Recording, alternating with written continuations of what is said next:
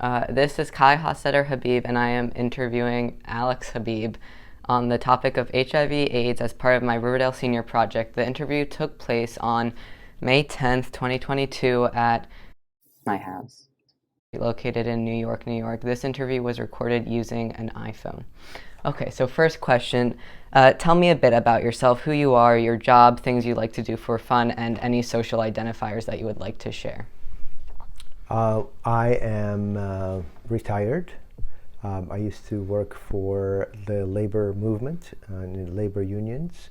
I worked representing airline employees, and my current hobbies are really sitting on nonprofit boards, such as Family Equality, which represent LGBTQ individuals with and making sure that their kids are safe and secure and getting the proper care and basically basic needs, love in where they are. Okay. So one opening question is, what was your childhood like before 1981? Where did you grow up, that sort of things? So in 1991, I was actually 1981? 81. Yeah, before so 81, that. I was a junior in college at Trinity College in Deerfield, Lake Forest, Illinois. I was a junior, majoring in psychology and sociology with a minor in Bible. And what was your childhood like? I grew up in a loving family with both parents that were working, immigrants from Egypt who ended up living in the northwest suburbs of Chicago.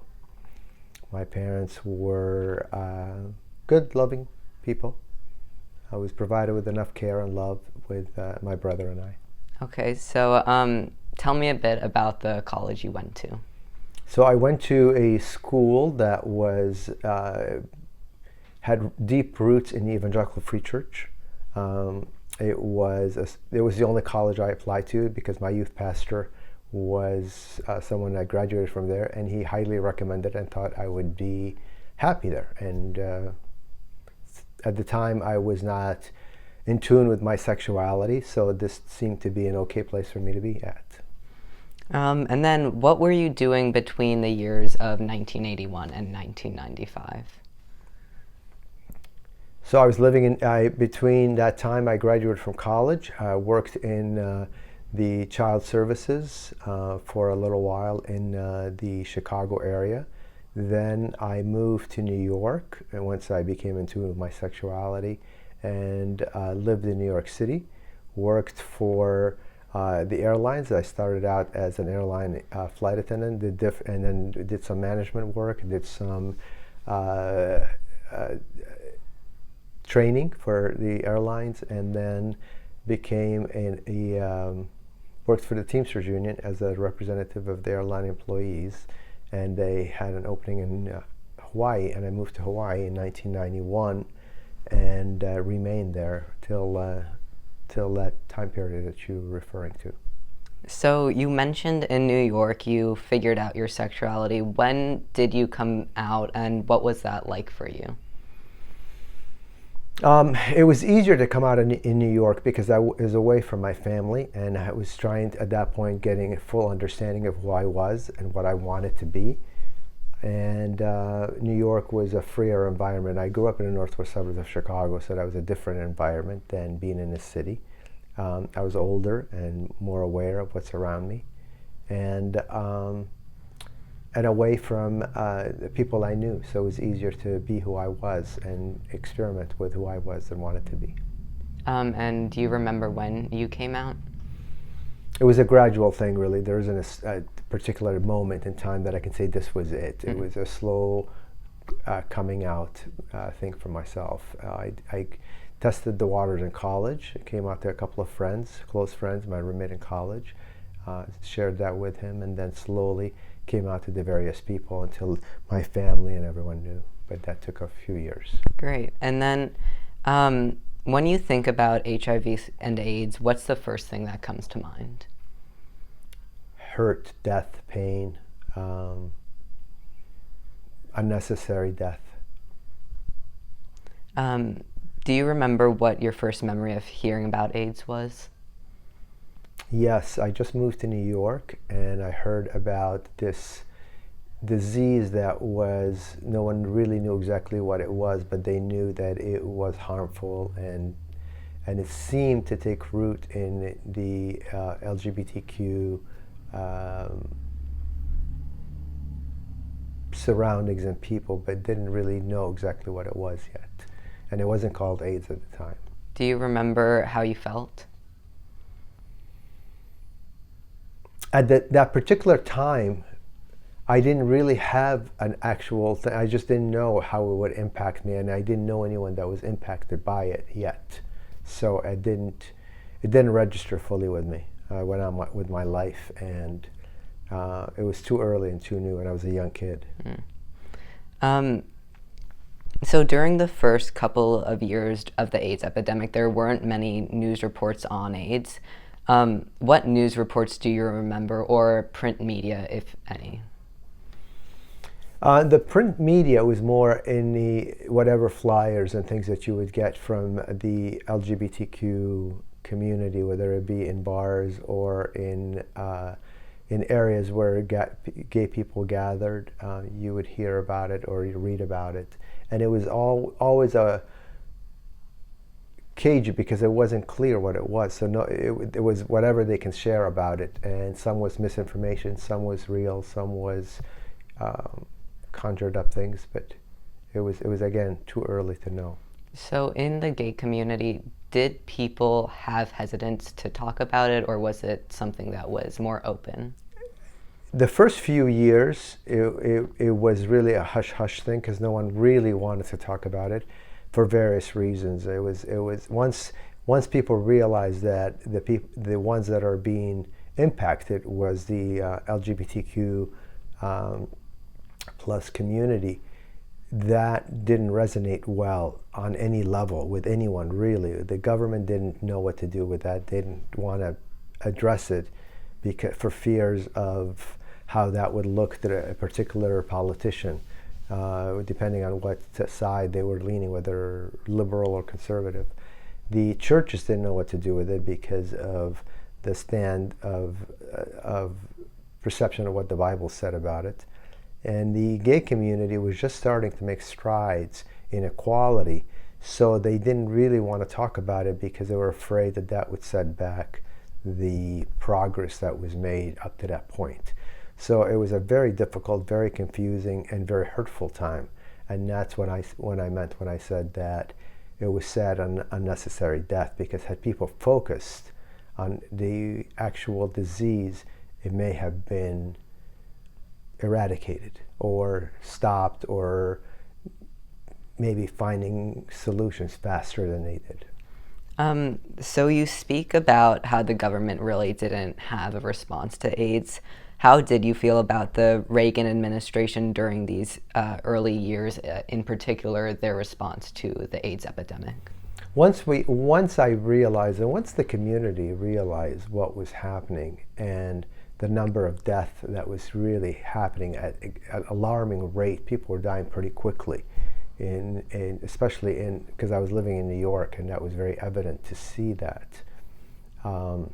People got angry, and that's when a lot of action started happening. Marches, there was, people started creating things like ACT UP, and where you decided to become really vocal and even some people became violent about their reaction to it, to try to just bring it to light so that it could be discussed, and then research could be done, and money to be raised so that you could start dealing with the disease.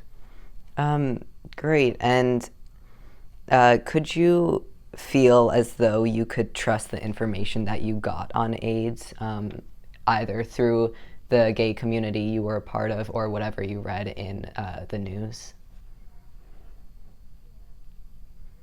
Somewhat. It was fluid. It was almost, the best I could compare it to your generation at this point would be this particular pandemic that we're going through. There's a lot of misinformation. There's a lot of information coming at you, and you just have to pause, read, and process. And that's kind of the same thing that was happening then. There was a lot of fears, a lot of miscommunications, a lot of rumors, a lot of false information, and some good information. Yeah. Did you ever get bogged down in the misinformation that you heard? Not necessarily for me, because again, I was young and I was trying to be as helpful as I can to the community as best as I knew how. Great. And while you were, I know you were a junior in 1981, so I'm assuming that AIDS wasn't really talked about there. But when you left college, did you talk about AIDS with any of your college friends, and if so, how? Yeah, some of my friends, we talked about it, and the idea was just to make sure that I was safe, but no one knew what safe meant at the time. Didn't know how you transmit it, whether you can transmit it by shaking someone's hand, by drinking a glass of water that someone drank from, or by kissing someone, or so on and so forth. There was, again, a lot of confusion, a lot of misinformation that was coming at you. So everyone had their own idea of what safe is. In a way, again, bringing back to this pandemic, people have different ideas of what is safe. People feel safe if they have 2 vaccines, if they had 1 vaccine, if they had a booster, if they wear a mask, if they don't wear a mask, if whatever. So again, everyone is trying to create their own safety, and everyone has their own level of it, even though you're hearing from the medical world and from different places what real safety is. Everyone has their own way of making it safe. So did the confusion about the transmission methods, you said people were confused whether it could be past shaking hands or whatnot, did that impact you or any of the people you know, since you were a part of the gay community? So in a way it did. I was afraid to share a glass with someone for fear of having it or getting it. Because at the time there was no real way to find out if you had it or not. So it was a fear all around. And some of that fear was made up by the people that were trying to scare you and those that wanted to use that as a sword against the LGBTQ community, and some of those that were legitimate fears. But again, it was hard to decipher all of that at the time. So then switching gears a little bit, in 1985, Rock Hudson died.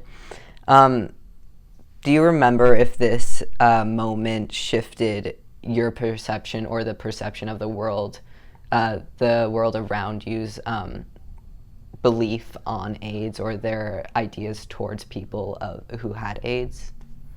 It definitely did, because Rock Hudson at the time was a huge icon, and he was well known and well loved by many. So when people recognize his name all over the world, they realize that this is a real thing and it could happen, and someone they knew died of it. So once you can put a name or a face to something, it's harder to walk away from it. So that's when people started taking it a little more seriously. Great. And then in 1987, President Reagan first addressed AIDS out loud. And do you remember this event? Yes, I do.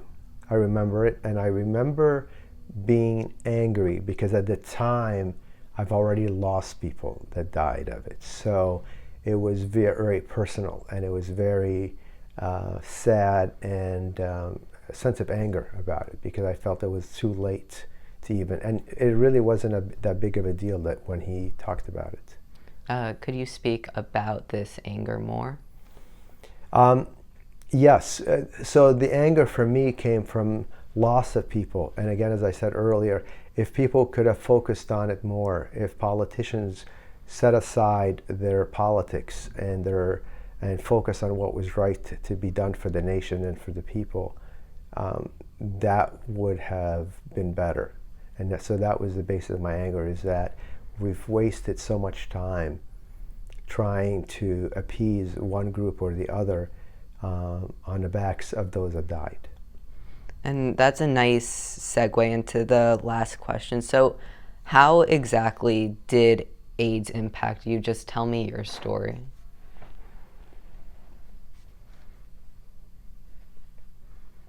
There's tissues if you want any. Thank you.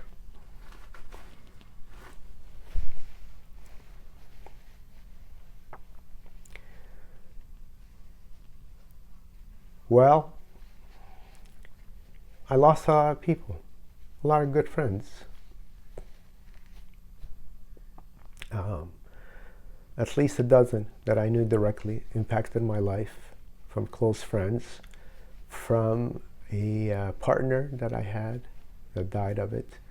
And it wasn't easy. It wasn't easy death at the time, because people died because the medication, either they died from the medication they were taking because it was so toxic, and everyone believed that was the best medication, like AZT at the time. Everyone believed that you needed to take strong dosage of it, which was horrible. It really hurt your body badly. To the treatment that people got in the hospital, that some people were just ignorant, or nurses even, and doctors that didn't want to enter the room or be with somebody because they were afraid of getting it.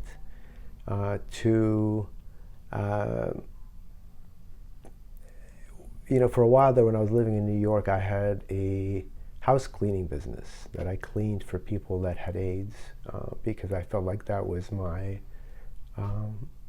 contribution to people, because people couldn't get help.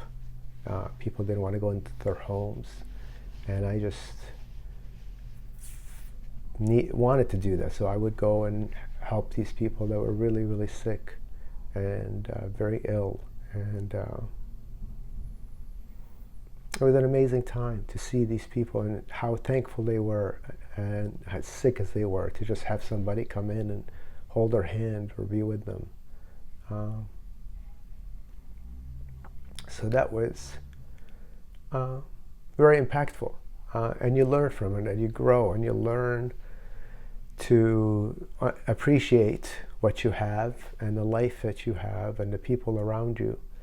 But so many died so young.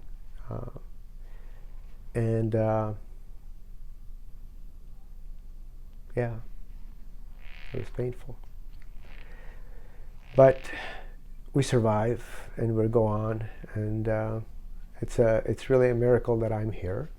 But there was a reason for it. Have you? So, in the scheme of things, it's the circle of life, so to speak. So, there you go. Would you tell anything to your past self? Be bold. Don't be afraid. Fight harder. Be more vocal. And yeah, that's what I would say. And don't be afraid to love. Is there anything else you would like to add before this interview finishes? I'm very proud of you for doing this. This is amazing. It's part of history that should be documented and be heard and be learned. Yeah, it's a horrible thing that happened to the LGBTQ community, and they paid dearly for it. And I'm sure you'll hear from others about how that impacted the theater world and so many artists and so many wonderful, wonderful people. So it's good to remember them. So, thank you for your time. Thank you. Thank you for yours.